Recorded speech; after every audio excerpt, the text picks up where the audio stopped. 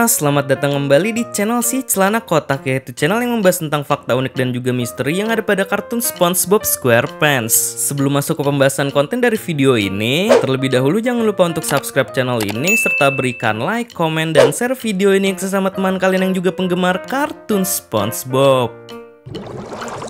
Dikarenakan banyak sebagian dari kalian yang suka dengan konten pembahasan mengenai komik SpongeBob ini, oke, kalau begitu untuk selanjutnya akan terus kita bahas ya guys. Dan perlu diingat bahwa materi yang ada pada komik SpongeBob ini bersifat ofisial berdasarkan lisensi dari United Plankton Pictures, yaitu perusahaan yang didirikan oleh almarhum Stephen Hillenburg. Jadi buat kalian yang sering beranggapan kalau komik ini adalah sebuah fan art, mending coba kalian tonton video admin yang sudah menjelaskan secara lengkap asal-usul dari komik SpongeBob ini pada video part satunya. Well, intinya sih penyebab kenapa komik SpongeBob ini dibuat dikarenakan cerita yang ada pada komik tersebut yang tidak bisa untuk dianimasikan dalam bentuk serial. Entah hal tersebut dikarenakan ceritanya yang mengandung unsur sensitif ataupun gambar komiknya yang susah untuk dianimasikan. Penasaran dengan apa saja cerita seru SpongeBob lainnya yang tidak diungkapkan dalam serial maupun filmnya? Oke, tanpa basa-basi lagi, dan berikut ini adalah 5 cerita seru pada komik SpongeBob yang tidak diceritakan dalam serialnya part 3. 5. Pegawai baru Krusty Krab. Meskipun SpongeBob sudah bekerja di Krusty Krab selama puluhan tahun, dan ia juga selalu mencintai pekerjaannya ini meskipun tidak dibayar oleh Tuan Krab, akan tetapi hal tersebut tidak menjamin bahwa posisi SpongeBob sebagai juru masak akan aman selamanya. Ya karena pada komik SpongeBob volume 43 yang berjudul Fry Cook 2.0, Tuan Krab pun mengancam SpongeBob bahwa ia harus lebih giat lagi dalam bekerja dan kalau perlu harus sampai bekerja keras. SpongeBob yang mendengar perintah Tuan Krab tersebut pun langsung seketika mendadak menjadi sangat semangat dengan membersihkan seisi restoran Krusty Krab, dan bahkan ia pun sampai menginap di dalam restoran tersebut. Namun ternyata usaha SpongeBob itu pun dianggap remeh oleh Tuan Krab yang secara diam-diam ia telah mengadopsi seekor cacing peliharaan bernama Flip untuk dipekerjakan sebagai juru masak di Krusty Krab yang menggantikan SpongeBob. Merasa sakit hati dengan tindakan Tuan Krab tersebut, SpongeBob pun malah memiliki niat yang lebih gila lagi dalam mempertahankan pekerjaannya sebagai juru masak ini, yaitu dengan memodifikasi seluruh badannya layaknya seorang cyborg dengan menempelkan segala perabotan yang ada di dapur Krusty Krab dengan bertujuan agar nantinya segala sesuatu yang dibutuhkan di Krusty Krab sudah tersedia di dalam badannya. Sempat merasa takjub dengan tubuh modifikasinya SpongeBob ini, Tuan Krab pun merasa oke-oke saja dengan penampilan SpongeBob tersebut. Namun masalahnya, para pelanggan yang ingin makan di restoran Krusty Krab malah tidak setuju dengan tampilan restoran tersebut yang sangat terlihat kosong saat ini, dan mereka pun mulai menggemari pegawai baru Krusty Krab yang bernama Flip si cacing sebagai penggantinya SpongeBob dalam hal juru masak. Merasa tak terima bila dirinya digantikan dengan seekor hewan peliharaan, SpongeBob pun akhirnya secara kecewa meninggalkan Krusty Krab beserta alat perabotan dapur yang berserakan di arah ketika ia sedang berjalan. 4. Pertunjukan klarinet solo Squidward. Selain episode Ben Geeks dan Squilliam Return yang bercerita tentang rivalitas antara Squidward dan Squilliam, nah ternyata pada komiknya pun rivalitas dari mereka berdua kembali diperlihatkan melalui komik SpongeBob volume 41 yang berjudul Star of Show, yang dimana pada chapter tersebut menceritakan pada suatu hari ketika sedang di jam istirahat pegawai, Squidward yang sedang membaca sebuah majalah dikejutkan dengan artikel mengenai Squilliam yang telah sukses menggelar konser solonya, dan seketika tiba-tiba Squilliam pun muncul di hadapan Squidward lalu meledeknya bahwa ia tidak akan bisa menjadi seorang musisi profesional karena ia hanyalah seorang kasir. Tidak terima dengan ledekan Squilliam tersebut, Squidward pun akhirnya kembali memohon kepada Tuan Krab seperti yang pernah ia lakukan dahulu ketika dalam episode Squilliam Return, yaitu kembali meminjam restoran Krusty Krab sebagai tempat untuk ia mengadakan konser. Lalu ia juga berpesan kepada Tuan Krab akan bekerja secara gratis di Krusty Krab selama 1 tahun sebagai bayarannya. Singkat cerita, ketika Squidward yang sedang tampil dalam konser musik solonya di Krusty Krab, tiba-tiba acara tersebut pun diganggu oleh SpongeBob yang menjatuhkan pesanan Krabby Patty tepat mengenai Squidward. Dan hal tersebut malah membuat para penonton konser yang tadinya sudah merasa bosan dengan Squidward ini malah seketika terhibur kembali akibat aksi lucunya SpongeBob. Merasa bahwa konser solonya telah berakhir dalam kegagalan, Squidward pun mengeluh kepada Tuan Krab. Namun Tuan Krab malah menganggap bahwa konser Squidward tersebut itu sukses karena jumlah tiket untuk pertunjukan pertunjukan konser besok pun sudah laku terjual. Dan Squidward juga ditawari oleh seorang promotor musik untuk tampil di sebuah teater musik miliknya yang terletak di kota Seaweed City. Tanpa berpikir panjang demi membuat konser solonya akan tersorot di majalah, Squidward pun akhirnya mengiyakan tawaran promotor tersebut dengan pergi bersama didampingi oleh SpongeBob menuju ke kota Seaweed City. Namun karena Squidward menganggap jika mengajak SpongeBob dalam konsernya ini akan membuat pentasnya akan menjadi kacau, ia pun malah dengan sengaja meninggalkan SpongeBob di sebuah toko pada pom bensin dengan mengiming-iminginya untuk membeli snack.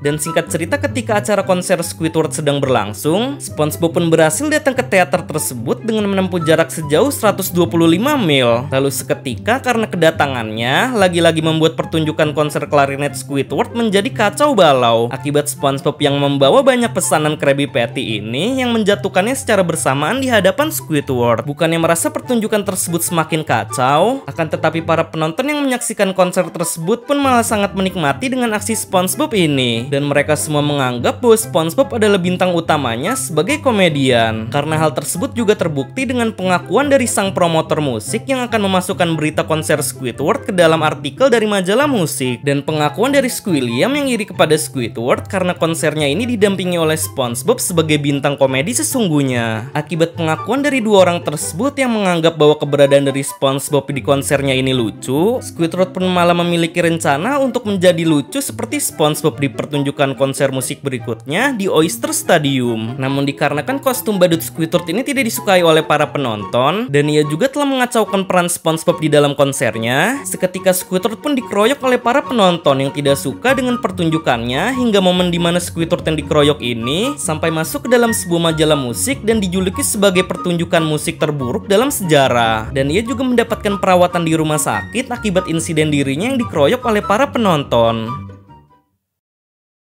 3. Krusty Krab yang dikutuk. Walaupun sebelumnya Krusty Krab pernah dikutuk dalam episode The Curse of the Hex akibat tidak melayani seorang nenek penyihir yang ingin membeli Krabby Patty dan akhirnya menyebabkan Krusty Krab pun dikutuk dengan tidak adanya pelanggan yang ingin makan di restoran tersebut. Nah, ternyata hal tersebut tidak membuat Tuan Krab merasa kapok dengan adanya sebuah kutukan kepada restorannya. Ya karena pada komik SpongeBob volume 61 yang berjudul The Krusty Curse, Tuan Krab lagi-lagi tidak melayani seorang nenek penyihir dengan tampilan yang berbeda ini ketika ia ingin membeli Krabby Patty namun dimintai biaya tambahan sebesar $2 untuk menambahkan topping sayuran acar. Tidak terima diperlakukan seperti itu, nenek penyihir ini pun akhirnya mengutuk Krusty Krab dengan tongkat sihirnya. Dan seketika langit di atas Krusty Krab pun langsung mendadak menjadi gelap disertai aura berawan hijau di dalam restorannya. Singkat cerita, ketika sehabis mengutuk Krusty Krab, nenek penyihir tersebut pun sedang dalam perjalanan pulang menuju rumahnya. Lalu tiba-tiba ia tidak menyadari bahwa kakinya telah tersandung batu dan membuat tubuhnya hampir saja terjatuh. Untungnya di saat itu muncul kehadiran Patrick yang menolong nenek penyihir tersebut dengan langsung memegangnya. Merasa bahwa dirinya telah ditolong, nenek penyihir ini pun memberi semacam mantra ajaib agar Patrick selalu mendapatkan keberuntungan. Sebab hal tersebut pun terbuktikan dari munculnya segepok uang ketika Patrick sedang berjalan. Dan ketika Patrick ingin dipalak oleh preman pun tiba-tiba malah preman yang tertiban jangkar. Di sisi lain, kini keadaan dari restoran Krusty Krab pun malah semakin kacau balau akibat kutukan dari nenek penyihir tersebut, yang membuat Patrick tadinya ingin makan Krabby Patty di restoran itu pun malah seketika dievakuasi oleh SpongeBob, Squidward dan Tuan Krab dengan menaiki kapal dayung yang menjadi tempat kasir karena bangunan dari Krusty Krab yang sudah mau roboh. Merasa heran karena Patrick yang selalu mendapatkan keberuntungan, Tuan Krab pun akhirnya menanyakan kepada Patrick apa rahasia dari keberuntungannya tersebut. Lalu Patrick dengan seenaknya menjawab bahwa itu semua berkat mantra sihir yang diucapkan oleh nenek penyihir ini yang telah ditolong olehnya. Melihat foto nenek penyihir tersebut, seketika Tuan Krab pun langsung panik bahwa dia adalah biang kerok dari kutukan Krusty Krab ini. Lalu dengan akal cerdiknya, akhirnya Tuan Krab pun menyuruh Patrick untuk menghilangkan kutukan Krusty Krab ini karena keberadaannya yang selalu membawa keberuntungan. Meskipun sudah dilakukan sebanyak 2542 kali oleh Patrick dalam menghilangkan kutukan tersebut, nyatanya kutukan itu pun tidak bisa dihilangkan. Lalu akhirnya SpongeBob pun menyarankan agar restoran Krusty Krab berganti nama menjadi Krabby Patty Palace agar membuat kutukan tersebut hilang. Dan benar saja ketika nama dari restoran tersebut telah diganti, seketika restoran itu pun langsung berdiri kembali serta didatangi oleh banyaknya calon pelanggan. Dan tak lupa nenek penyihir itu pun kembali muncul dengan mengatakan bahwa tampaknya kutukan dari restoran ini sudah menghilang. Lalu hal itu juga disambut dengan pemotongan diskon sebanyak $2 besar yang diberikan oleh Tuan Crab kepada nenek penyihir tersebut. 2. Patrick dan Larry yang tersesat. Bila pada serial animasinya dalam episode Swamets kan sudah pernah diceritakan petualangan dari Patrick dan Bubble Bass yang tersesat di dalam tempat misterius ketika mereka sedang di dalam rumahnya Bubble Bass. Nah, apa jadinya bila di komik SpongeBob volume 58 yang berjudul Larry the Lobster and Patrick Crusoe Twosome malah menceritakan petualangan Patrick dan Larry yang terjebak di tengah-tengah lautan akibat kebodohan Patrick yang menyemburkan bau mulutnya ketika berada di perahu rakit Larry hingga mereka berdua yang terbawa ombak hingga ke tengah laut. Namun bukannya panik, dengan filosofinya berupa hidup seperti Larry, dengan santainya Larry malah mendorong perahu rakit tersebut dengan harapan agar bisa kembali ke bibir pantai. Tetapi nyatanya, sudah hampir 6 jam Larry mendorong perahu rakit tersebut sampai waktu menunjukkan sore hari pun mereka masih belum sampai juga di daratan. Hingga akhirnya Larry pun menyerah dan berdiskusi bersama dengan Patrick untuk mencari bala bantuan yang akan menolong mereka. Namun tak diduga, hal yang dilakukan oleh Patrick saat itu adalah membakar perahu rakit mereka. Dan Larry yang panik melihat hal tersebut pun langsung spontan berguling-guling memadamkan kobaran api tersebut hingga hal itu pun kemudian ditertawai oleh Patrick karena menganggapnya adalah gulungan lobster. Akibat insiden ini, selanjutnya Larry pun merasa kesal dengan Patrick, mulai dari merobek-robek bungkus makanan Patrick sampai dengan kehadiran dari monster laut raksasa yang ingin memakan mereka berdua pun Larry sama sekali tidak peduli dengan Patrick. Tetapi untungnya, berkat bau mulut yang Patrick keluarkan, ia bisa membuat replika berupa wujud monster laut perempuan yang akan mendampingi monster laut ini untuk berkencan sehingga nyawa dari Patrick dan Larry pun benar-benar terselamatkan lagi pada adegan ini. Singkat cerita, karena dorongan ombak laut yang sangat kencang karena pergerakan dari monster laut ini, seketika Patrick dan Larry pun akhirnya mendarat di sebuah pulau yang dilengkapi dengan banyaknya sumber daya alam. Namun sialnya, akibat kebodohan Patrick kembali yang telah menekan tombol untuk memunculkan tsunami di lautan, membuat pulau yang sedang mereka huni itu pun seketika terhantam ombak laut dan hal itu kembali membuat Larry merasa kesal. Tetapi untungnya, secara tak terduga di pulau tersebut ternyata ada suatu loket tiket pemesanan kapal pesiar yang akan mengantarkan kembali mereka ke kota Bikini Bottom. Tanpa berpikir panjang, Patrick dan Larry pun kemudian menaiki kapal tersebut dan mereka tidak akan pernah melupakan petualangan mereka yang tersesat di tengah laut ini meskipun sudah pulang ke kota Bikini Bottom. 1. Petualangan SpongeBob, Patrick, dan Sandy.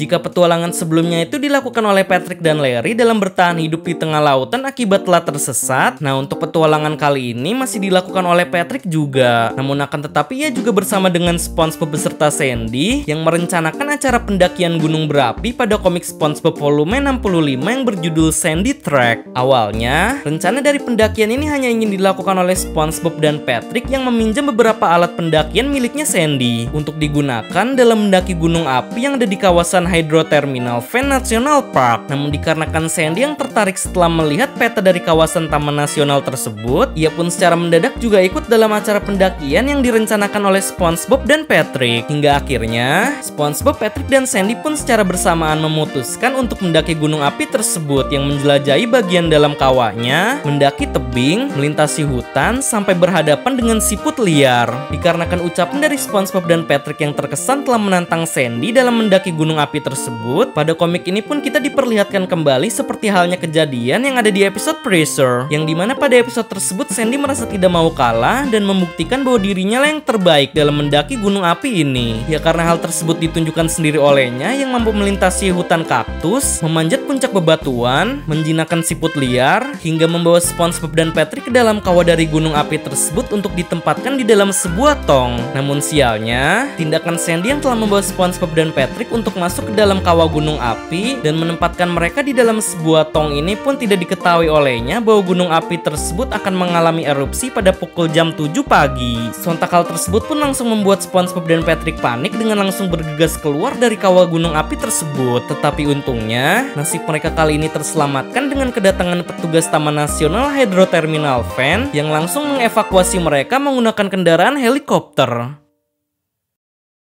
Oke, mungkin segitu saja pembahasan tentang 5 cerita seru pada komik SpongeBob yang tidak diceritakan dalam serialnya part 3. Kalau semisal ada suatu kesalahan kata maupun informasi mengenai penjelasan yang telah memberikan ini, mohon koreksinya ya guys. Barangkali dari penjelasan tersebut ada yang keliru ketika disebutkan. Sebenarnya sih untuk cerita seru lainnya dalam komik SpongeBob ini jumlahnya masih banyak ya guys. Mungkin jika kalian suka dengan konten tentang cerita seru dalam komik SpongeBob lainnya, nanti akan admin buatkan konten part 4-nya untuk pembahasan dari konten tersebut. Dan bagi kalian yang ingin request tentang pembahasan fakta dan misteri yang ada di kartun SpongeBob juga bisa komen di bawah ya guys dengan mencantumkan hashtag Tanya SpongeBob, karena nantinya pertanyaan dengan topik yang menarik akan dijadikan sebagai pembahasan materi untuk konten video selanjutnya. Dan jangan lupa untuk follow akun sosial media si celana kotak lainnya yang linknya sudah admin cantumkan pada kolom deskripsi. Oke, see you next time guys, sampai bertemu di video selanjutnya.